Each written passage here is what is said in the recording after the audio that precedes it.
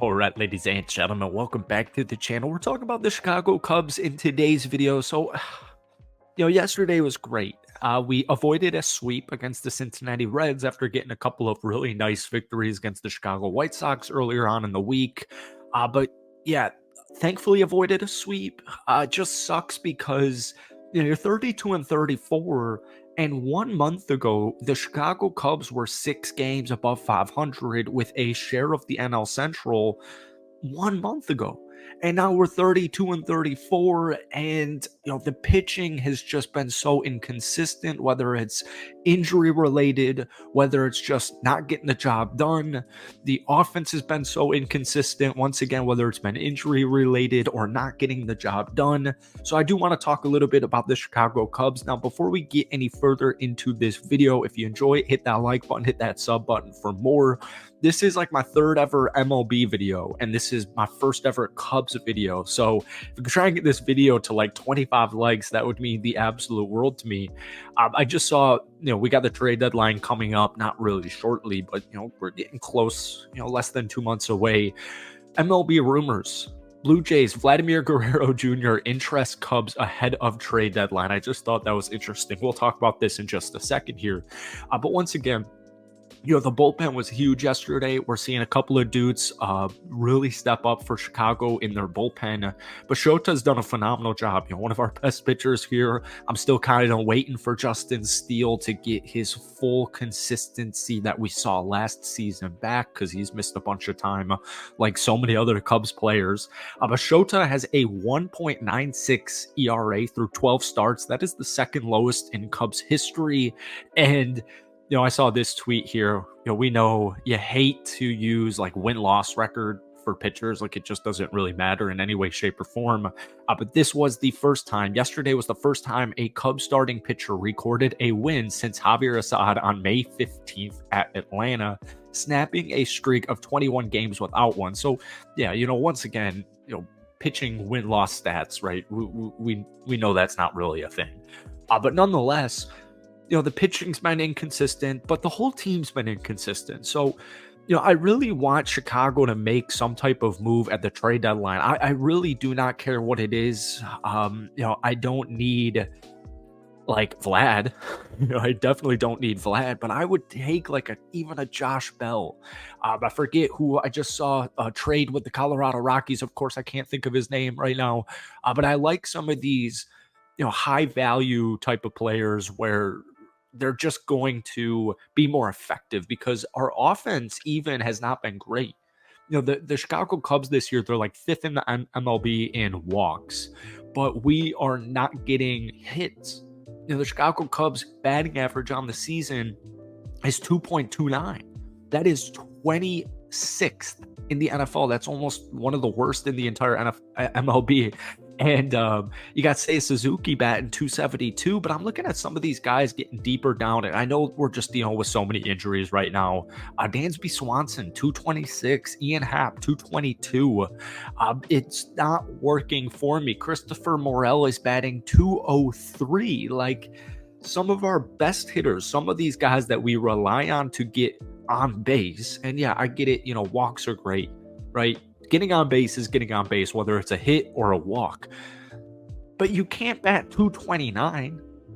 Christopher Morel is one of my favorite players on the Chicago Cubs from last year. He was one of the guys I was most excited about this season, and he's batting 203, right?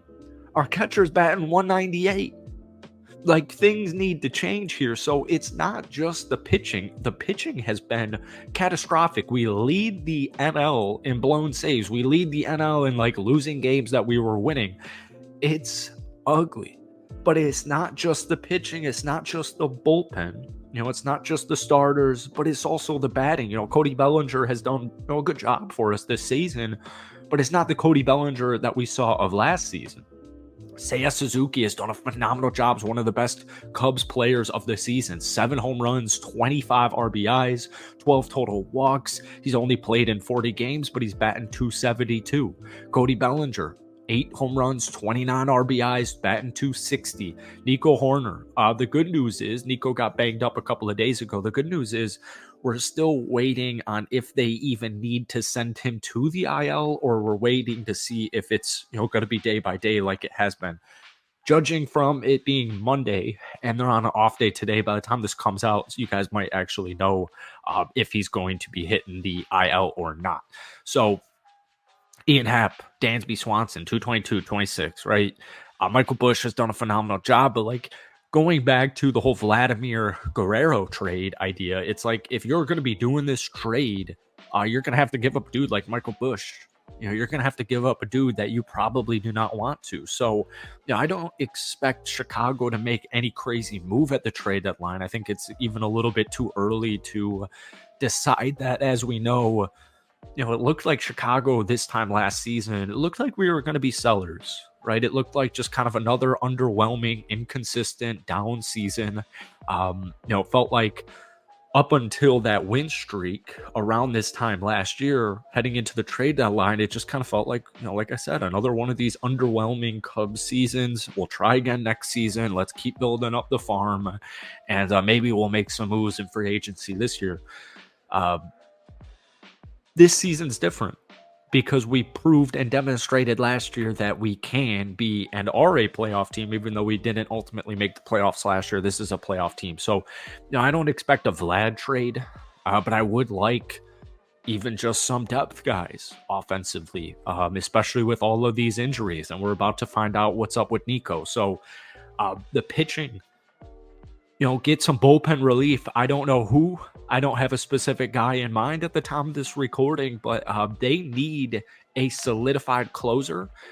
They do have one right now who's done a phenomenal job in the last couple of games, but first sign of trouble, I wouldn't mind a solidified closer. But at the end of the day, man, I just want some bullpen help. I just want some health. I just want some momentum.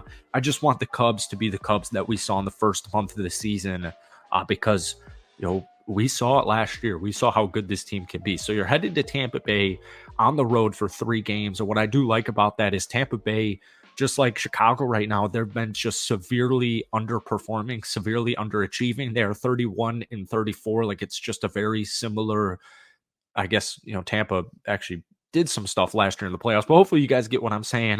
And then we head back home for 3 games against the St. Louis Cardinals. So I'm hoping you win 2 or 3 out of both, and just like that, you win 4 out of your next 6 games, and that's the momentum I'm looking for. So I apologize. This video was super rough. It was super shaky.